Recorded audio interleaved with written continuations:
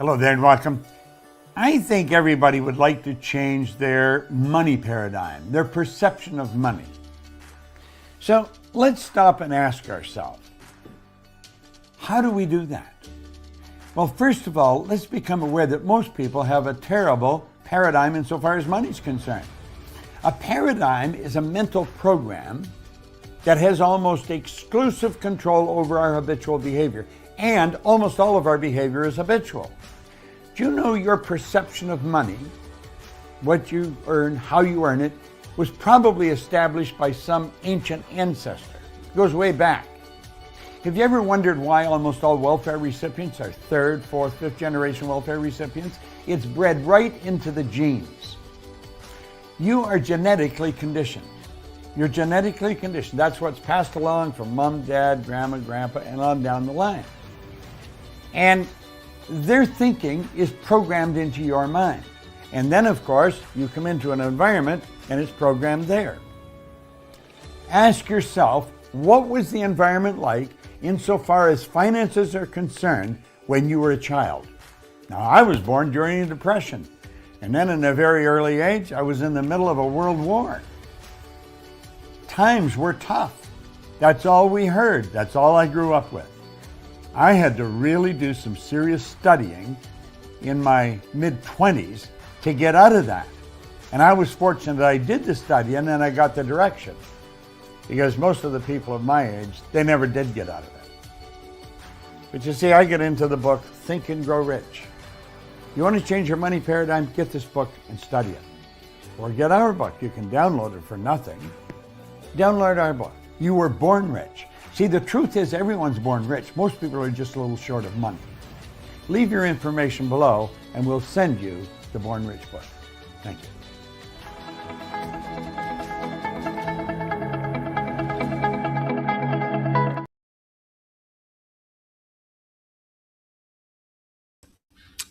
Hello folks, very good afternoon. Welcome along. It's day number 5. We made it. Well done.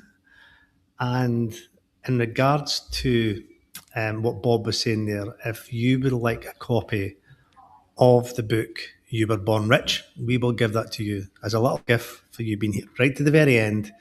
We will give you the book You Were Born Rich.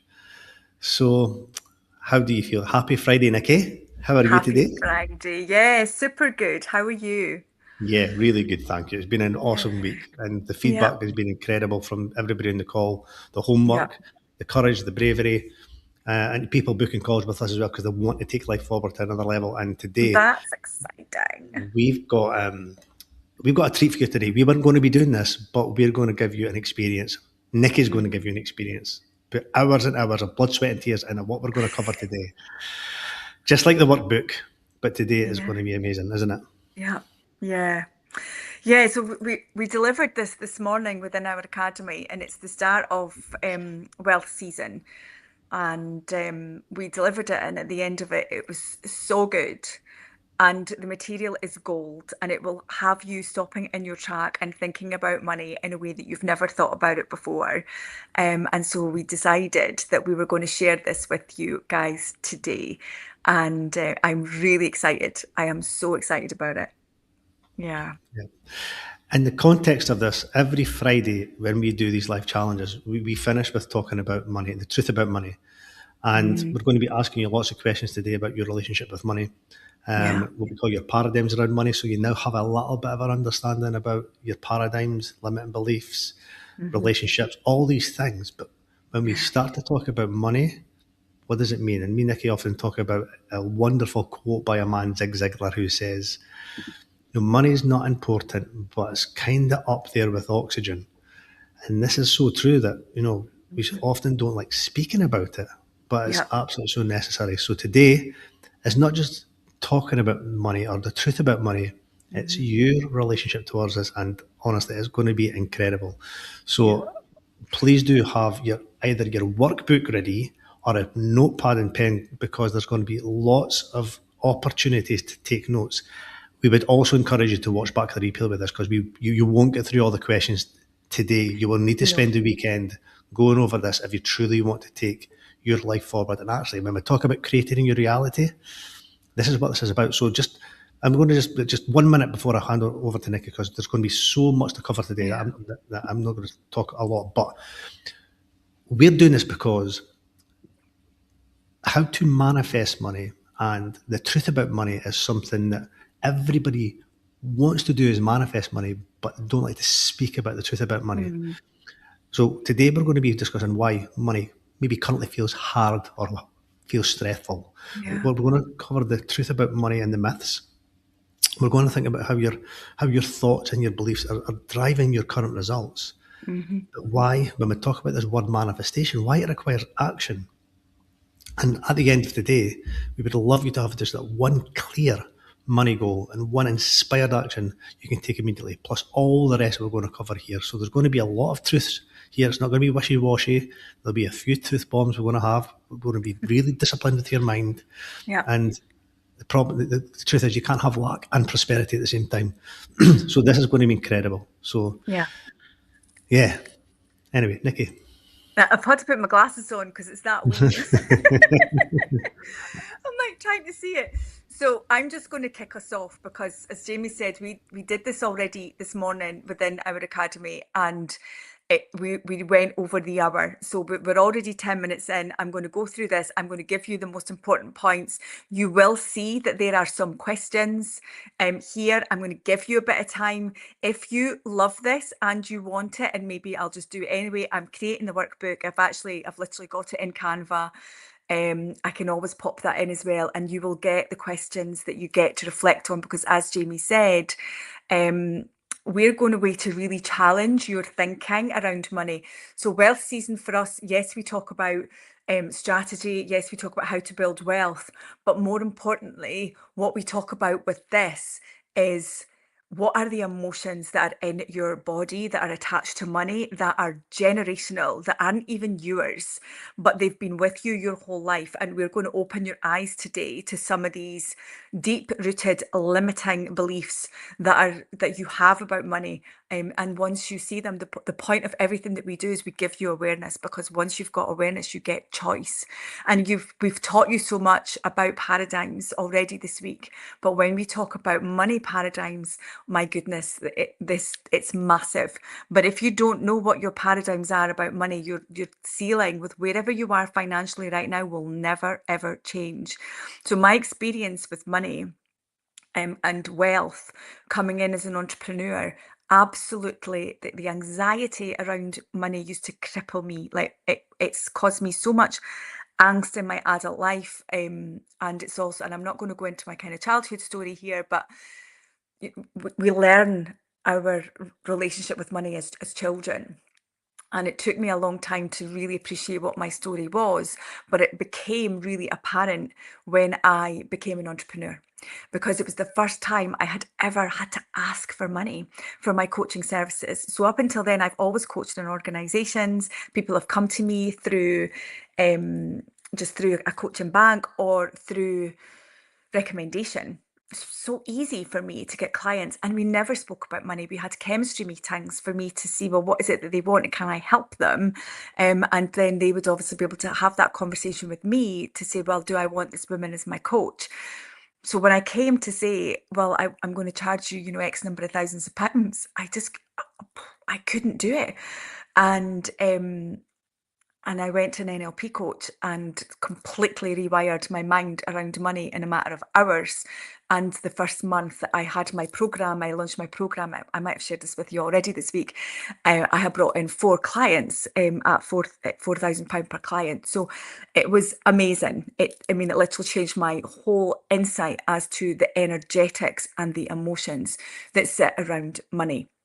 So Jamie is going to be my clink clink person in the background, just because I don't have access to the system that he is on. But yeah, so we're going to start, and it's no coincidence that everything starts with a decision. So we've taught you this from day one. We've taught you about the power of decision. This is everything in life.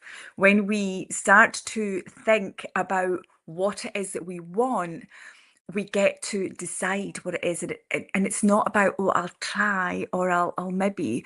It's here is the decision that I want to make in my life about what's important to me. And when we do that, a decision tells our mind what matters and it gives our attention direction. So we're doing this work in alignment with the book Rich Dad, Poor Dad. We always choose literature for our Friday session. Sorry, Jamie, I don't know if you said that already, and you said a lot and my mind is busy. But what this chapter absolutely starts with is how important it is to make a decision. But the coaching piece that sits underneath this is that how the mind works. So that basically the mind is taking in your whole presence is taking in 11 million bits of information in any 1 second. Now that figure astounds me. And you cannot consciously process all of it. You can only consciously process around about 40 bits. So your reticulated activating system, I know we gave you a bit of information about this yesterday, it uses, the reticulated activating system is your brain's computer. And it basically looks for what you tell it to look for. And it looks for what you tell it to look for based on your identity, your paradigms, your beliefs, your emotional familiarity. The subconscious wants what's familiar. That's why when you learn as a child and it becomes familiar in the body, you carry it through your whole life. And the other things that affect you are your environment. We are a product of our environment. We are the average of the 5 people that you spend your time with. So all of that is what our RAS filters for us.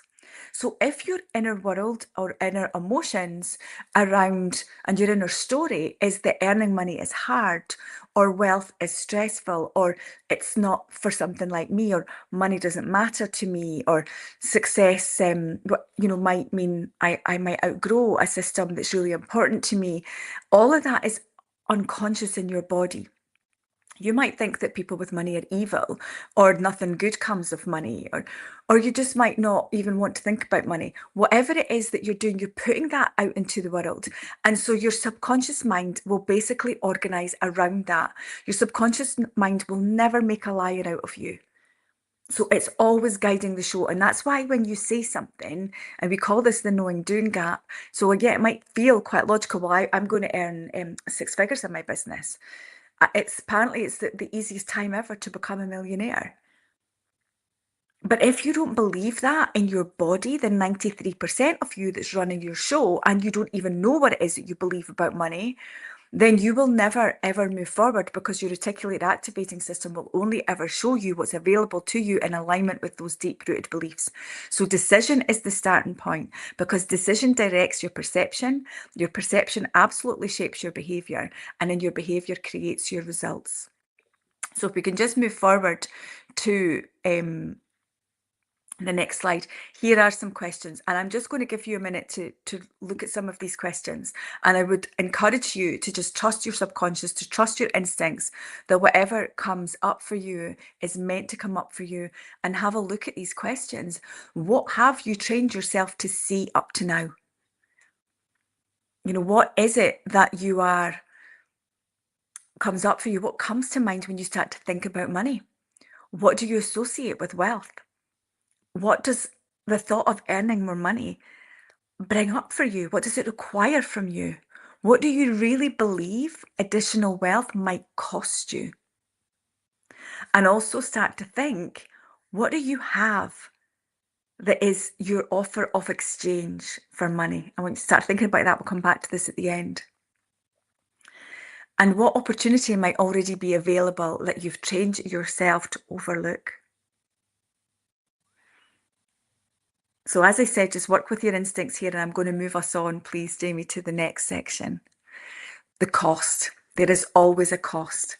Growth has a cost. Staying the same has a cost too. So most people will say that they want more. They'll say, I want more money, I want more freedom, I want more clients. I want to give more impact in the world. I want more choice. I mean, that was always my biggest thing when I was coming into this world of entrepreneurship. Well, why would you want to come into entrepreneurship? I wanted more freedom. I wanted more time freedom. I wanted location freedom. I wanted to bring back travel into my life. But then what might this growth cost you emotionally? Now, there's a question. And again, that's a subconscious question. That's a journaling question, because that answer lies in the body. But most growth, or if not all growth, can challenge your belonging. And belonging is a fundamental human need. The tribal brain, which is designed to fit in, is always running the show. Its job is to make standing out uncomfortable. That's why most people stay small. Because the chemicals that come from the mind when you think about doing something that takes you beyond where you are right now, the tribal brain literally sees this as death. And oh no, to survive, you have to stay small, you have to stay in the cave. So we're hardwired for belonging. And the modern society, we don't have the saber-toothed tiger sitting outside the cave waiting for us to be discarded. Our sense of belonging is now in our safe place. It's in our home through social media. It's in our workplaces. We no longer have a safe place. And for me, the power of this work, and we talk about this a lot in the community, is what's the impact of this for our children? So when we give ourselves the places to be and listen to information like this, we're talking generational effects in a good way, because right just now, the cost of survival is so strong. We've got mental health problems within the next generation that we've never had before, because they're not safe anywhere. Our family system is the greatest pattern maker for us now. What's your family's perception of money? When you think about growing, mine was always there's never enough. I learned that as a child. And I took it with me all the way through adulthood until about 2 years ago. There was never enough money. When we asked this question with our clients today, that was what came up. There's not enough. Or it comes with more work. It comes with more pressure. So that's a body reaction.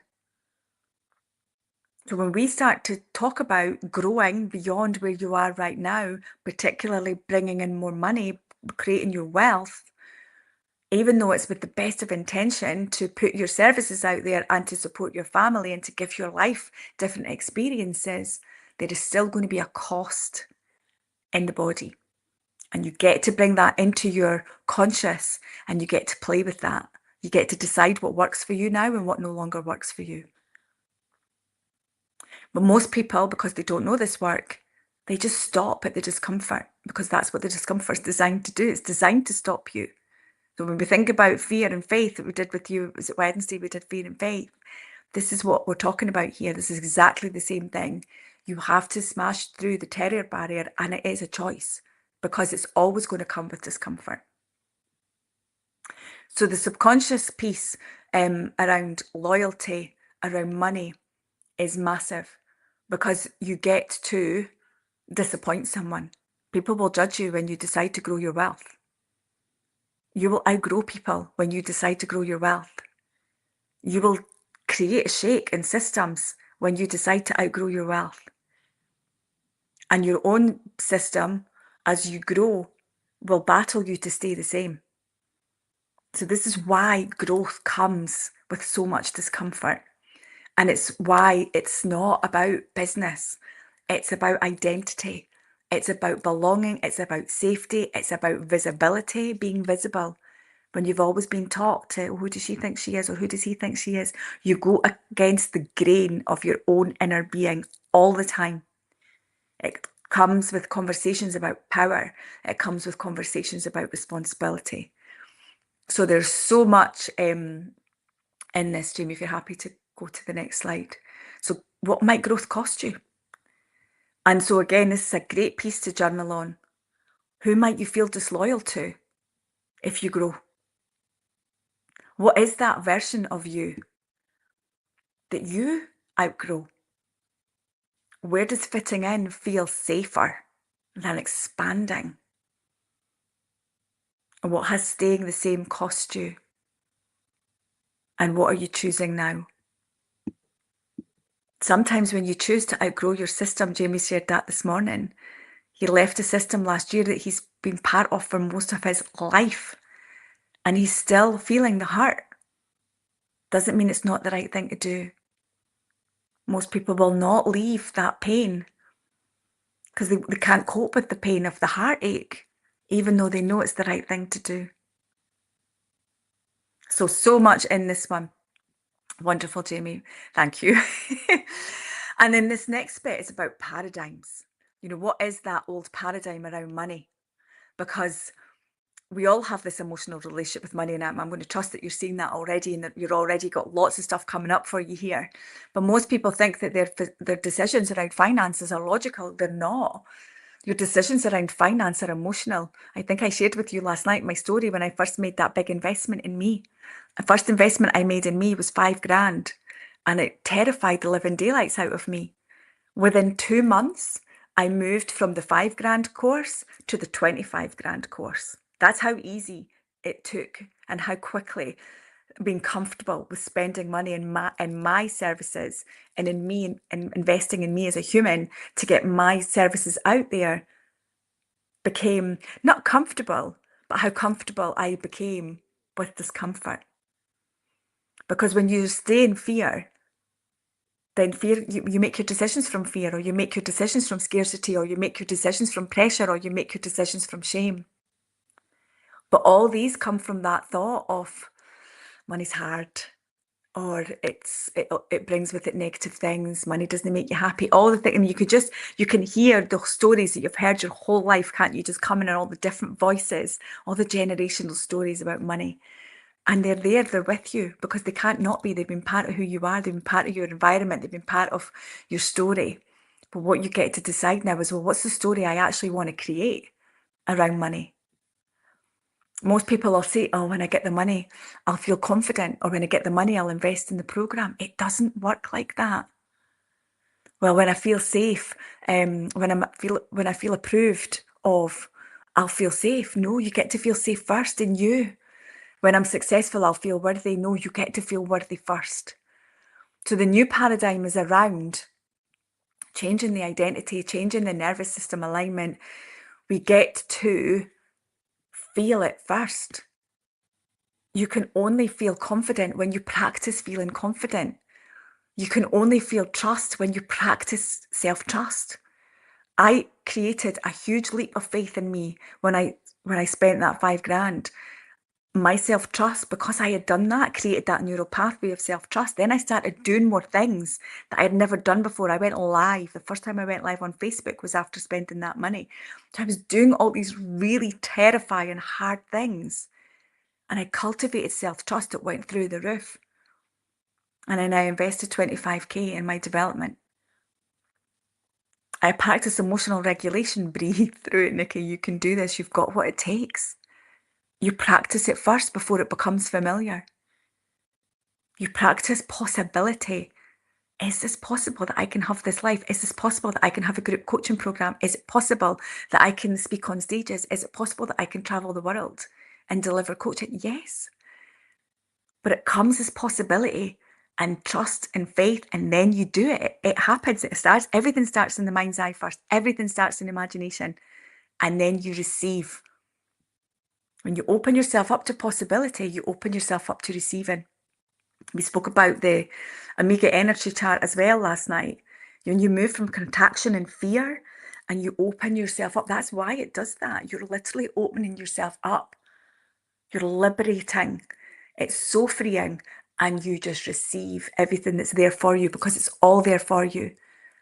Remember, your reticular activating system is only showing you 40 bits of data. There's 11 million out there that are in alignment with it, with you staying where you are and staying stuck, or with you making that choice and saying, I'm going for it. And it's all practice. And when you choose to feel it first, to feel with the end result in mind, that you've got the goal that you're saying you're going to have, when you operate from that place, you do different things and you receive different things. And then you will see how different your results will change. So the next page is the exercise. And I would really encourage you to look at that exercise. Jamie, if you can click. Thank you. Oh, this is another one, actually. This is a great slide. So this is really just thinking about how this all works. So the emotional rat race is the chapter in the book that we're reading. And it really is around where you're at right now versus where you actually want to be. And it all comes, everything's just awareness. Just by us telling you this information, changes are already happening within you. Ideas are already sparking. New neural pathways are already firing off in your mind. And you can feel that, can't you? You can feel the energy that just comes with this stuff. This is what we do every day. We sit with this energy, we sit with this material, and we create possibility within our imagination. And because this is what awareness gives you. Awareness gives you the power of choice. Because once you see the old paradigms that you've been living your life by, and you realize that you get to choose a different paradigm, then life just becomes transformational. So the next slide is the questions, which is to really start to think about your paradigm that you're operating from right now. So again, trust in your instincts, write this down. When I get, then I'll feel. So what is that? When I get the money, I'll feel safe. That was mine. When I get the money, I'll feel safe. No, I get to feel safe now in the body. When I feel safe now in the body, my energetic vibration rises and I operate from that plane and I attract on that plane. If I'm going to stay and wait for the money, then I just simply stay and wait. So whatever it is that you're looking for, whether it's the business, the clients, the money, the success, the health, the relationships, you get to feel it now, right now. And then your behavior changes in alignment with that feeling. So that question of what behavior would naturally change if I practice that feeling first, and notice the word practice. This is where you start to realize you don't go to the gym. I think I said this already, for 6 weeks and get a six pack and that's it. No, this is life. This is your life practice. Environment.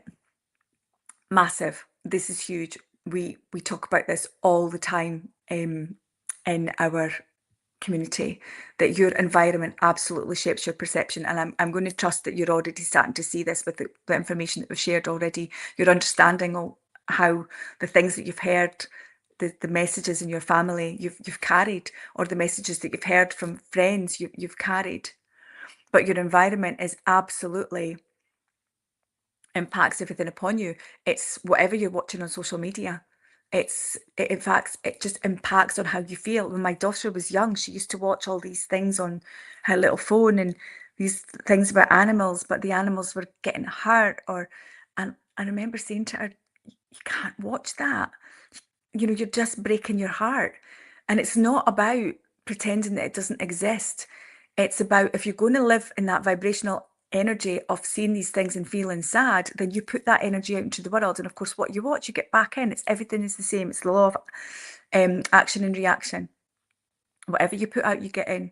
Whatever you look for, you find. So how do you look at the good stuff to keep your vibrational energy high so that you can increase your finances? One of my biggest goals is, what do I get to give back?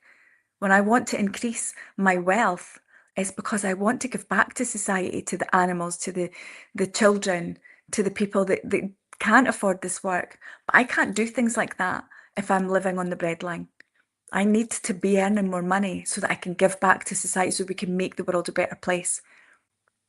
So your environment changes your mind, what you're looking at, the conversations that you're having, the expectations that are around you, the emotional climate of your environments, the beliefs that people repeat day in and day out, and then the limitations that you call realistic or sensible or responsible. This is all your normal, and you get to decide, well, I don't know if I want that for my normal. I normalized scarcity. I normalized fear. I normalized being judged by it, being terrified of being judged. I normalized overworking. I normalized being in a constant state of hurry. I normalized hurrying up my kids' bedtime. So because I'd worked all day, I needed to get the housework done. I normalized that as a way of life, and my nervous system was totally aligned to it. And so when one of my first coaches said to me, Nikki, we're going to slow you down, I was like, slow me down? Are you fucking joking? Do you know how much I've got to do? Ego, ego, ego. Nobody benefits when you're living like that. Everybody benefits when you slow down. Because when you slow down, you see the detail. It's like driving on a highway or driving on a country road. Driving on a highway, you see nothing. Driving on a country road, you see everything. And you see what matters. And you see what's important to you. And you spend time with it. And you enjoy the scenery. So your environment can either limit you or it can grow you. It can expand your thinking, your perception, your wealth, your ideas, your creativity.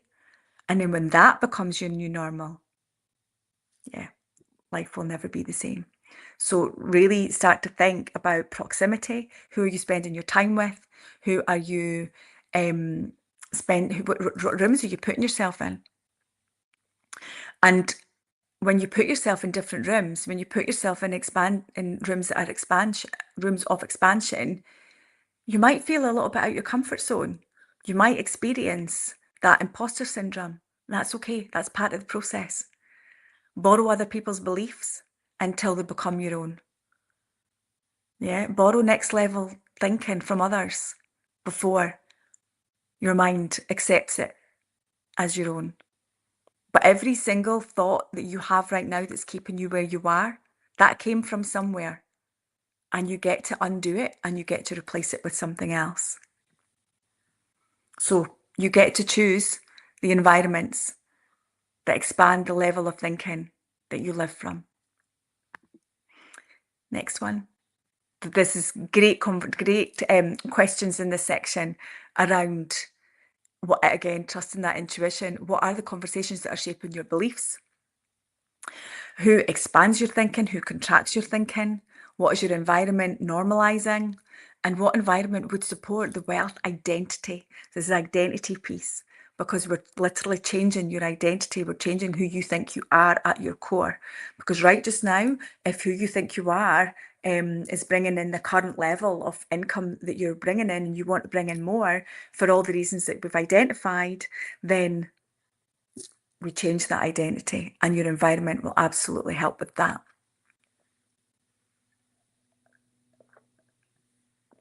And life is a teacher. This is beautiful. I loved reading about this. Life is your teacher, but you get to choose your response. Most people will be in life and will respond to a lesson through blame, collapsing into the emotional reactions that have always driven them, whether that's fear or anger or upset. Most people will choose to get angry and stay angry.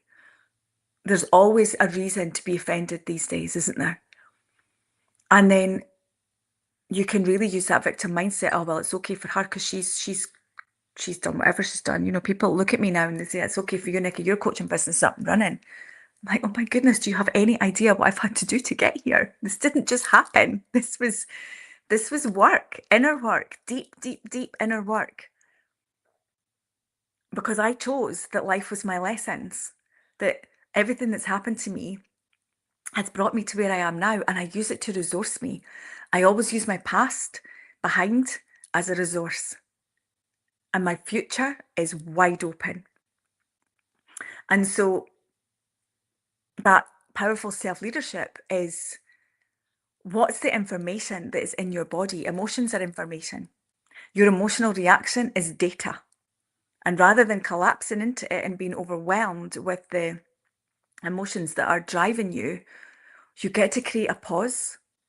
And it's my favorite quote: between stimulus and response, there is a space. And in that space is your power to choose. And in that choice lies the key to your happiness. That's the Viktor Frankl quote. I'm sure I've shared that with you guys already this week, but it's a powerful quote. That was the quote that changed my life 15 years ago when I heard that. That blew my mind, that there is always a choice, and that is where our happiness lies. And so you get to choose what you do with that and use your own language. Now, language is really really key here, because the language that we use for ourselves, so we're all hypnotists, so I'm shared with you many times, I've been studying NLP now for a few years, and NLP is basically hypnosis, but we are all hypnotizing ourselves through the language that we use every single day. And Jamie and I, we hear this with our clients all the time. I'll try and create some space tonight for me. I'll try and go to that class. I'll try. No. And we expose them. You know, when you come into our world, expect to be exposed. But out of love and out of service, you pay us to expose your subconscious thoughts that are getting in your way. So when our clients say yesterday morning, oh, I'm going to try and spend a bit of time in the garden tonight, well, remove I'll try, because I'll try literally sets you up for failure. When you try and pick up a pen or try and pick up this glass, try and pick it up. Try, keep trying, try harder. You never do it. I'm going to pick up this glass. So we change our language from I'll try to I am or I will. I have to do that. Oh, I have to do the shopping. I'll have to get the beds done. Or I have to get the washing done. I have to wash the towel. I mean, you just drained, literally. I mean, I can actually feel how drained I am. No, I get to. How blessed am I that I have this house, I have these 4 children, I have these cats, these dogs. I get to do all that. I get to go and get the towel wash on, and I get to walk the dogs in the rain. I get to be outside in nature every day because I have 2 dogs that stare at me and say, come on, where are we going? I get to do all of that. You can feel the energy already change, can't you? And then what are the beliefs that sit behind? I can't, what makes you think, when did you decide that you couldn't? But what if you decided you could? So our language really shapes our reality, and we get to pay attention to our language, because we're always giving ourselves commands, and our commands are either really supporting the life that we say we want or not. So as you move through these questions, it's really around, where am I blaming? Where have I gone victim? Oh, I loved victim mindset. I was the biggest victim in the world. And then, what's the situation that keeps repeating? And that's a good one. You find yourself in loops, same situations, same reactions, same conversations with people, to the point where you literally know that tomorrow I'm going to go and do that, and I know how I'm going to feel. I've already decided that I'm stressed. I mean, we hear that all the time. I've already decided that, or you get an email and you haven't even opened the email, but you've already decided you're pissed off because of who it's from. Or you're going to visit somebody that you've maybe had not a fantastic relationship with in the past. Well, you already know you're anxious. So these are powerful questions, not just about money, because none of this is just about money. It really is about your self-worth, and it's about your identity. Emotions are data. Now, we teach this in depth in Wednesdays in our academy. This is the work that the 1% of the 1% do. There's not very many people that teach this work. But emotions, as you've already identified, I am quite sure they are running 93% of your behaviours. Most people do not know how to pause and how to create a different response. So that bit in the middle that we spoke about, stimulus and response, there's a choice. Most people don't know how to access that choice. And so they literally collapse into their emotions all the time. And they say, and again, that commands that we give to ourselves, well, I'm angry, I'm stressed, I'm overwhelmed. And so it becomes you're commanding your body, because the little people in your head, that film from Inside Out, all these little people, oh, she's angry, let's show her all the things she gets to be angry about. Oh, she's stressed, let's show her all the things she gets to be stressed about. Oh, she's overwhelmed, let's show her all the things that she gets to be overwhelmed about. Whatever we decide in our subconscious mind, our mind will ensure that we see. So we get to choose. We get to say, I notice the stress in my body. What is it telling me? I notice that there's sadness. What is it telling me? Something means something to me. Something's important to me. Or I notice anger. Maybe my values have been compromised. But my values aren't necessarily your values. So is it worth me being angry because our values are different? No, I get to let that one go. But most people don't know how to do that. And I love the snow globe metaphor. Emotions are your data. When you think of a snow globe and you shake it up and there's all these bits of snow that fall, that's your emotions. But when it all settles, who are you? You are the person holding the snow globe. You are not the emotions that are in there. And you get to decide, are you going to shake it and feel all chaotic inside? Or are you going to hold it and just notice? You are the observer. We call this the observer effect in NLP. You get to practice creating a distance between yourself and your emotions, and you get to choose a response.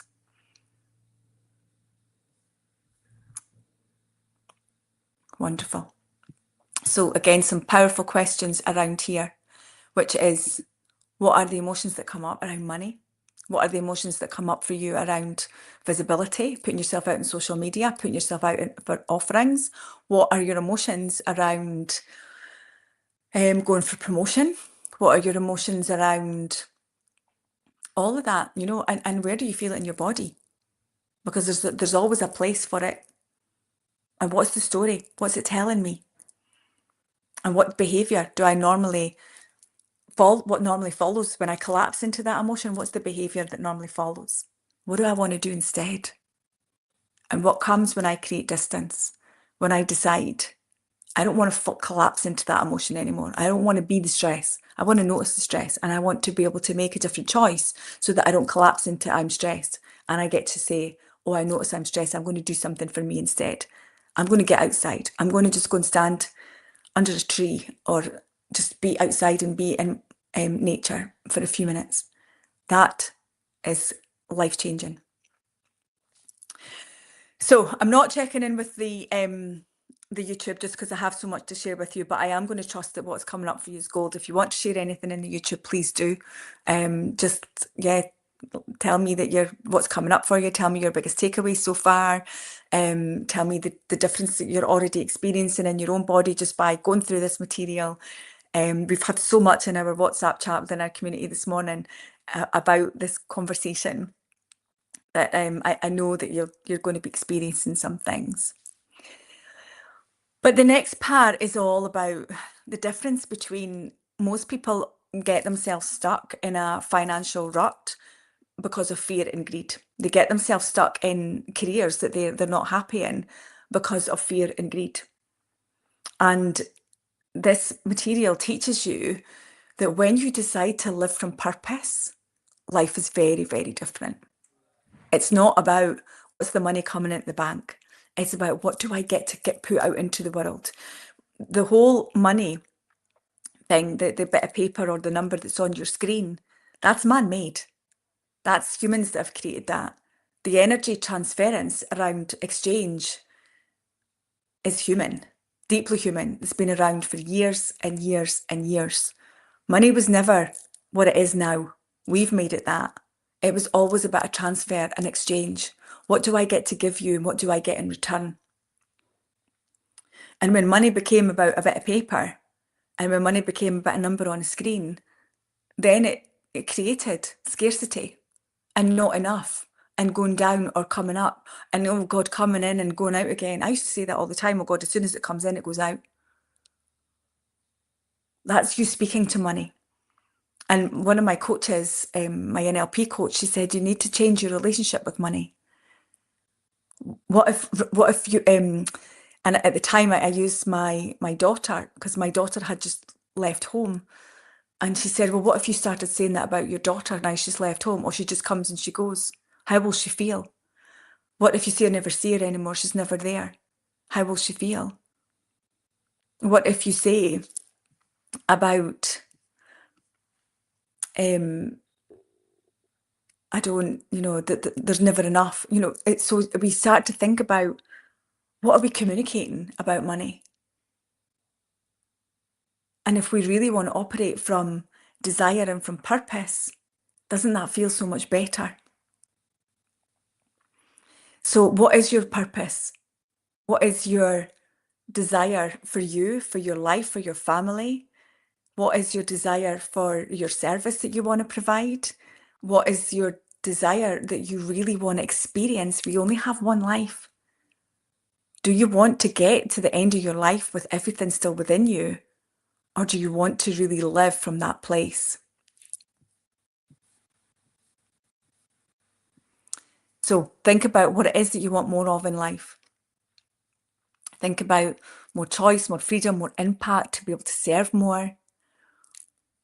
And why does this matter to you? Remember, when we do this work, we're bringing it out, what's uniquely you. Not what your mum wants for you, your dad wants for you, your husband, your children, your dog, your cat.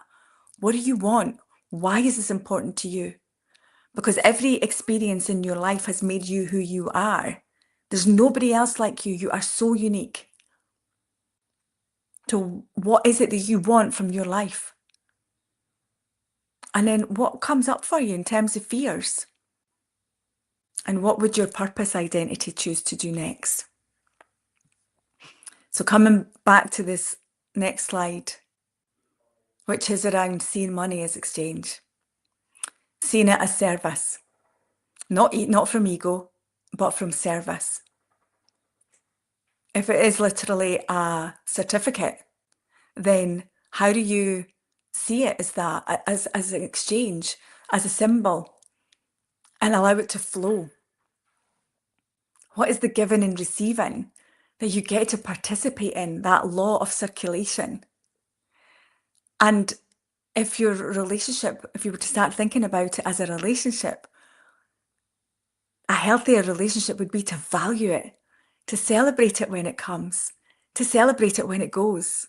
So when Bella comes, we love her. When she comes, we're so happy. When she goes, we're also so happy. We're sad, but we're happy because she's going to do great things.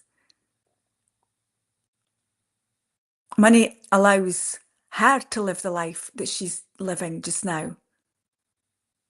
So it allows you to receive it because it's not from ego. It's not to hoard. It's not to put under the bed or under the mattress. It's to be participative in that law of circulation. And really get to tap into, well, what is the purpose? What do I get to do that makes a difference? What's the value that I offer? I know now, Jamie and I both know, that the information that we share with you, with our clients, changes lives. We are part of a lineage that goes back hundreds and hundreds and hundreds of years, the material that we teach. And it's not from ego, it's because we love it.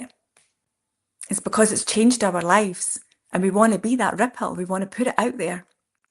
Not a lot of people want to do what we do, but we want to do it. So we do it with pride. And we say, we're here to help you when you're ready. There's no pressure. But if you want to change your life, we've got what we will work with you. We've got the material that will change your life like it changed our life. You can do anything that you want, anything. You just need to figure it out. So where are you withholding your gifts? Oh, that's a good question. I know that Jamie says I created these with blood, sweat and tears, and I did. But I love it. I do. When these things come up, I just get so excited because I think, wow, where are you withholding your gifts? And where are you waiting? Where are you waiting? Where do you just get to go and help now? Where do you get to go and do things for free? When I first came as an entrepreneur into coaching and worked with my first coach, and I remember she said to me, you're going to need to do it for free. And I was like, have you any idea how good a coach I am? I've been coaching for years. Like, I have invested so much money, time, energy, and my studies. Like, I am a really good coach. And she's like, yeah, but you've not got any trust in the world of social media. So you're going to need to coach for free. Well, my ego was just, took me a long time to put my ego away and say, right, let's do it. I'm going to coach for free. I coach for free all the time now. It's part of my offer is I will meet with you once and we'll have a conversation. And if it works, great, let's enter into coaching agreement. And if it doesn't, I know you've got something from it. So where is your ego blocking?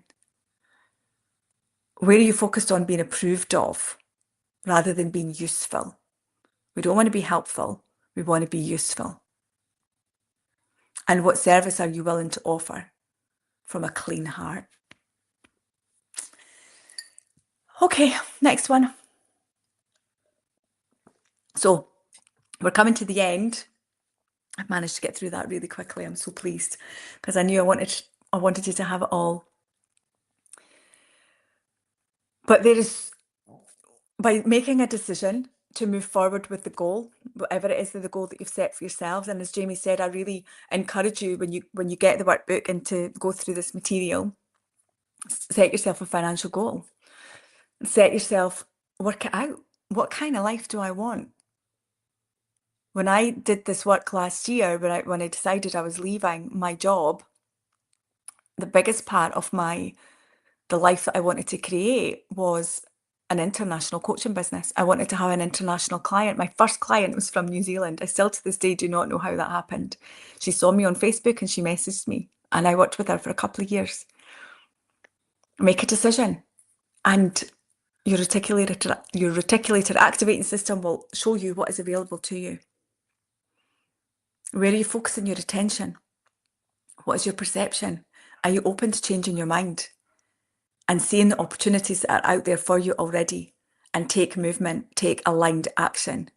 Because that's how you build your identity, your worth, which will bring in the level of wealth that you say you want, that you're comfortable with. So we are always training our minds, our bodies, our soul, our identity, every single blood cell in your body to see life differently, to choose differently, and to receive differently. And to build the life that you say you want, not from ego, but just because it brings you so much joy that you literally bounce out of bed every day at 5 a.m. saying, bring it on. I am so excited for today. So I think that's the last one. I'm assuming you're still there, Jamie. I'm going to take some water. I've done that so fast. My throat Wow. is so dry. That was incredible. Absolutely. Cyril saying, when the student is ready, the teacher will appear. And Aww. as I said at the start of this call, I would encourage every single one of you to go back and watch this on replay. All the lives are available until Monday at midnight. So go back and watch these. Just a reminder as well, if you want to book a call with me, Nikki, over the weekend, there's none left for Saturday. There's still a few left for Sunday. Book the call. The link is in the chat right now if you want to discuss any of this in detail, take things forward. But we are going to be on Zoom tonight for Q&A, and we'll answer any questions about that. So, Shan, there was a lot on that. There was absolutely so much. There's so much. I know, There's so much. And for our clients, they're going to work on this all week. So that's the delivery bit, and I did create so much in it. But now they get to go away with it and work on it. So I'm going to give you the workbook, and so that you get to experience it for yourself as well. Yeah. So much. So well done. And so book a call, and if you want to, and there's no calls left tomorrow, but there's only a few left on Sunday. Zoom call tonight if you want to come and just ask us and interrogate us, and we'll be up for as long as you want to be. Yeah. And the last thing is, have you set a time for that, Jamie? Because I don't. Are we able to do that? 7 p.m. It's 7. Can we do it at 6, or is 6 too early? I won't be back for 6. That's fine. We'll do it at 7. I'm just on pick up, but we'll sort that out ourselves. My husband's away out tonight, and but we'll fix that. Just whilst these two would listen as well. And then over the weekend, we've got a couple of bonus calls as well. So tomorrow at 1 p.m. as well, myself and Nikki coming back on just for a quick 30-minute session to talk about your self-image that is in control of everything. So conscious, we've given you so much today. Your heads will be buzzing. You're very welcome. Shan saying thank you. Cyril saying thank you. You're welcome. Thank you guys for being here every afternoon this week. Yeah, but we're not you've finished been yet. amazing. We're not finished yet. So I'm going to bring Bob on to bring us to a close, and then either see you tonight, see you tomorrow, or see you over the weekend. Have a wonderful time, and well done. Catch you soon. Hello there and welcome. I think everybody would like to change their money paradigm, their perception of money. So let's stop and ask ourselves, how do we do that? Well, first of all, let's become aware that most people have a terrible paradigm insofar as money is concerned. A paradigm is a mental program that has almost exclusive control over our habitual behavior. And almost all of our behavior is habitual. Do you know your perception of money, what you earn, how you earn it, was probably established by some ancient ancestor? It goes way back. Have you ever wondered why almost all welfare recipients are third, fourth, fifth generation welfare recipients? It's bred right into the genes. You are genetically conditioned. You're genetically conditioned. That's what's passed along from mom, dad, grandma, grandpa, and on down the line. And their thinking is programmed into your mind. And then, of course, you come into an environment and it's programmed there. Ask yourself, what was the environment like insofar as finances are concerned when you were a child? Now, I was born during the Depression. And then in a very early age, I was in the middle of a world war. Times were tough. That's all we heard. That's all I grew up with. I had to really do some serious studying in my mid-20s to get out of that. And I was fortunate that I did the study and then I got the direction. Because most of the people of my age, they never did get out of it. But you see, I get into the book, Think and Grow Rich. You want to change your money paradigm? Get this book and study it. Or get our book. You can download it for nothing. Download our book. You were born rich. See, the truth is everyone's born rich. Most people are just a little short of money. Leave your information below and we'll send you the Born Rich book. Thank you.